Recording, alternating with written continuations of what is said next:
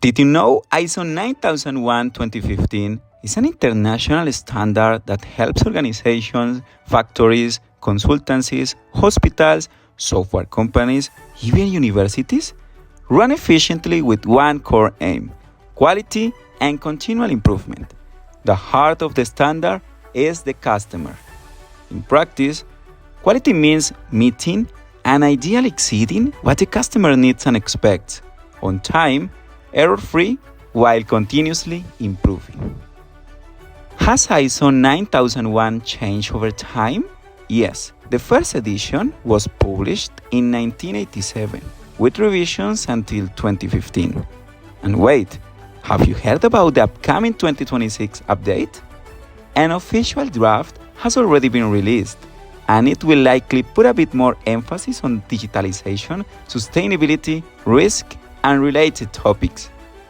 So, what's the point of all this? Basically, to understand why this standard is so relevant for organizations today.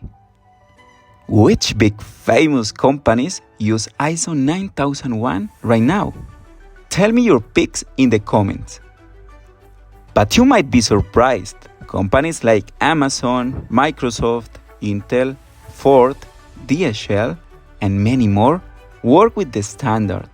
Sometimes they certify entire operations and sometimes specific parts, starting with what's most critical or customer-facing, then expanding.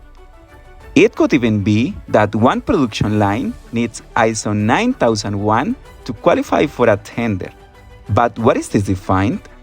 Easy, right in the standard. Clause 4.3, determining the scope of the quality management system. Is the standard organized by chapters or clauses? Formally by clauses and subclauses. People may say chapters informally, but the correct term is clauses. What does auditable mean? In short, verification by the appropriate party that the system's rules and requirements are met with evidence.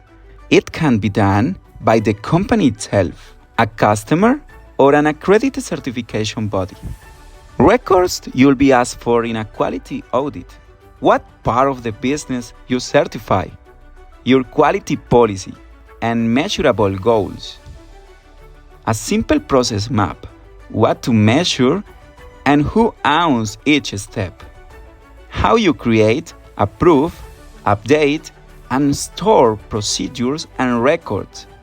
A list of what could go wrong or right and what you'll do about it. Evidence that people are competent to do their jobs. Calibration to ensure measurement equipment is accurate. Confirm customer requirements and maintain traceability of each order. Select and monitor suppliers. Written proof that you did the work and checked it before releasing to the customer. What you do with non-conforming outputs. Periodic internal audits. Management review. Non-conformities and corrective actions with effectiveness checks. Customer satisfaction measures and data analysis to drive improvement. The standard doesn't force a specific software. In practice, Excel remains the go-to for forms and logs. Power BI for dashboards and ERP is a big plus. Job posting is still commonly mentioned SAP, SAP, and Microsoft Dynamics. Thank you for watching. If this was helpful, please like and share. It really motivates me to keep making useful content. And please, drop a comment if there is a specific topic you want me to cover next.